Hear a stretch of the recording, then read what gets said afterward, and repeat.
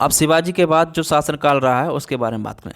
शिवाजी के बाद उनका उत्तराधिकारी कौन बना? संभाजी। ठीक है, संभाजी का शासनकाल 1680 से 1679 तक, ठीक है, 89 तक। ठीक है, संभाजी ने औरंगजेब के विद्रोही पुत्र अकबर को शरण दिया। ठीक है, संभाजी ने औरंगजेब के विद्रोही पुत्र अकबर को शरण दिया।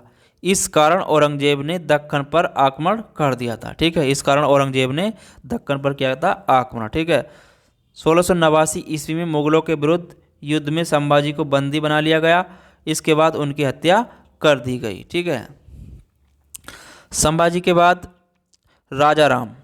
संभाजी के बाद राजा राम 1989 1689 1700 ईस्वी तक। ठीक है, राजा राम शिवाजी का छोटा पुत्र था। राजा राम क्या था? शिवाजी का छोटा पुत्र था। ठीक है, उसने एक नए मंत्री पद प्रतिनिधि का सृजन किया और मंत्रियों की संख्या 8 से बढ़ाकर कितनी कर दी? 9 कर दी। ठीक है, उन्होंने पहला प्रतिनिधि प्रहलाद निराजी को बनाया। ठीक है, पहला प्रतिनिधि किसे बनाया?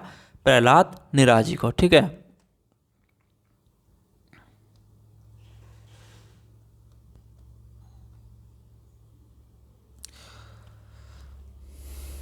सत्रह सौ ईस्वी में राजा राम की मृत्यु के बाद उसका पुत्र शिवाजी द्वितीय मराठा शासक बना। ठीक है, राजा राम की मृत्यु के बाद कौन बना? शिवाजी द्वितीय। ठीक है,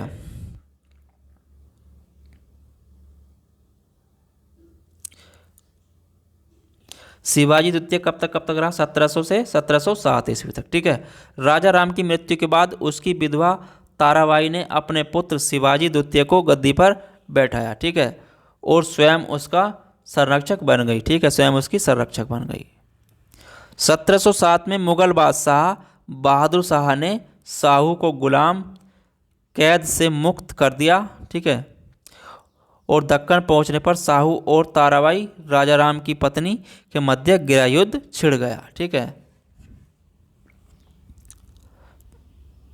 खेड़ा का युद्ध। खेड़ा का युद्ध 1707 ईस्वी में ताराबाई पराजित हुई।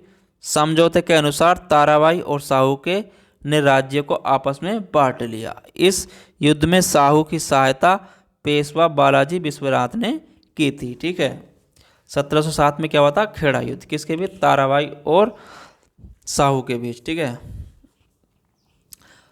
तो यहीं पर आज का टॉपिक हमारा समाप्त हुआ। ठीक है, अगला टॉपिक हम लेकर चलेंगे ब्रिटिश राज का अभ्युदय एवं प्रथम स्वतंत्रता संग्राम। ठीक है, तो चलिए चलते हैं। जब तक के लिए धन्यवाद। फिर मिलेंगे आपको नए टॉपिक के साथ।